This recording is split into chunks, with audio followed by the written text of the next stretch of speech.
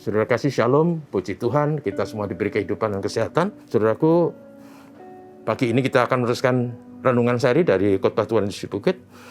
Kami sampai di pasal 7 ayat 15-20. Ini bagian kedua tentang buah kebenaran versus buah kepalsuan yang ada kaitannya dengan nabi palsu dan nabi yang benar. Ayatnya berbunyi demikian. Ayat 15, waspadalah terhadap nabi-nabi palsu yang datang kepadamu dengan menyamar seperti domba, tetapi sesungguhnya mereka adalah serigala yang buas. Dari buahnya lah kamu akan mengenal mereka. Dapatkah orang memetik buah anggur dari semak duri atau buah ara dari rumput duri? Demikianlah setiap pohon yang baik menghasilkan buah yang baik, sedangkan pohon yang tidak baik menghasilkan buah yang tidak baik. Tidak mungkin pohon yang baik itu menghasilkan buah yang tidak baik, ataupun pohon yang tidak baik itu menghasilkan buah yang baik.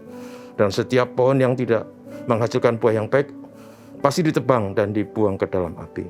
Jadi dari buahnya lah kamu mengenal mereka.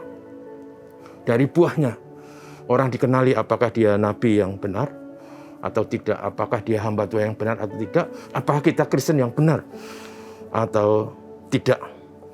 Sama seperti pohon dikenali dari buahnya. Dan saudara bicara mengenai nabi palsu, atau sekali lagi bicara mengenai hamba Tuhan palsu dalam konteks kita, atau kekristenan palsu, itu bisa dilihat dari buahnya. Apa buahnya? Apa kriterianya? Saudaraku, yang pertama adalah motivasinya egois. Kalau seorang nabi dengan motivasi egois, atau seorang hamba Tuhan motivasinya egois, biasanya berhubungan dengan uang, harta, kenikmatan dunia. Orang sekarang sering berkata mata duitan. Maka plan dan ajarannya semata-mata hanya supaya memperoleh uang dan mendapatkan kenikmatan daging. Bukan demi orang lain, tetapi demi diri sendiri. Dan biasanya orang seperti ini pilih kasih kalau melayani. Dia akan sangat senang mengunjungi dan melayani orang-orang kaya yang bisa memberi uang, memberi amplop, angpau, dan dia akan sangat jarang melayani orang miskin karena hanya menyusahkan dan tidak memberi imbalan seperti yang diharapkan. Sangat menyedihkan.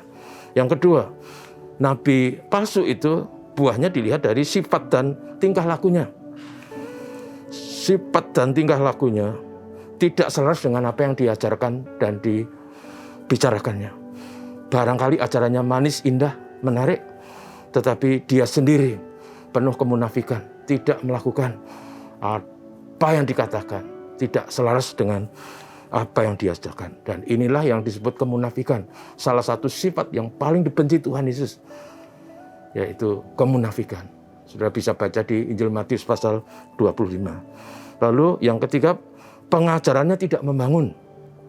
Sering berisi kontroversi, tidak membawa kesujukan dan damai sejahtera, tetapi hanya membawa keresahan, kegaduhan, bahkan bisa perpecahan. Tidak mendatangkan damai sejahtera.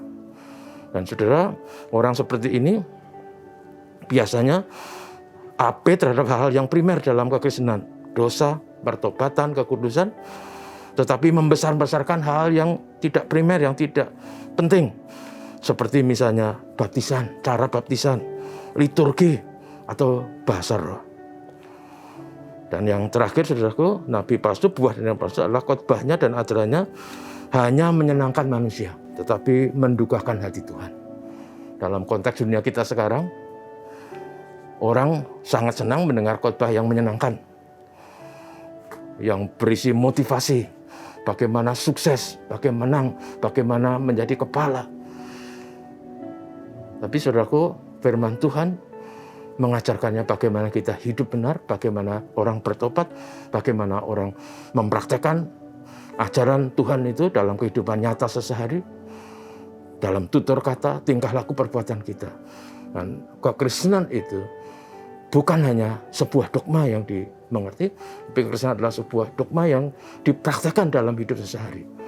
Sehingga dari situlah kelihatan apakah seorang nabi itu palsu atau tidak, apakah seorang hamba Tuhan itu palsu atau tidak, apakah saya dan saudara sebagai orang Kristen itu palsu atau tidak.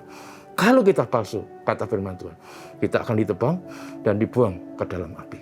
Mengerikan. Jadi saudaraku, mari kita menjadi Kristen yang sungguh-sungguh.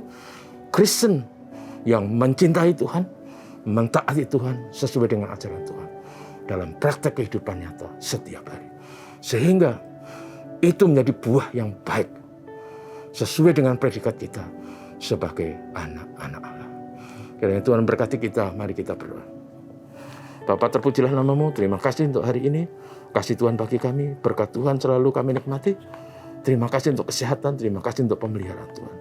Doa kami hari ini kiranya umat-Mu diberkati.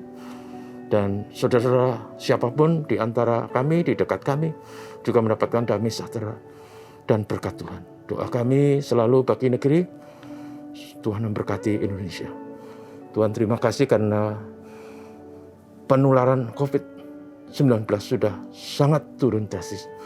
Doa kami kiranya terus diberkati upaya pemerintah sehingga pandemi bisa diatasi. Ekonomi pulih kembali dan kehidupan bernegara, berbangsa, bermasyarakat semarak seperti sedia kala. Tuhan berkatilah kami semua. Lindungilah dan tolonglah kami. Inilah doa kami dalam nama Yesus. Amin. Tuhan memberkati saudaraku. Terima kasih.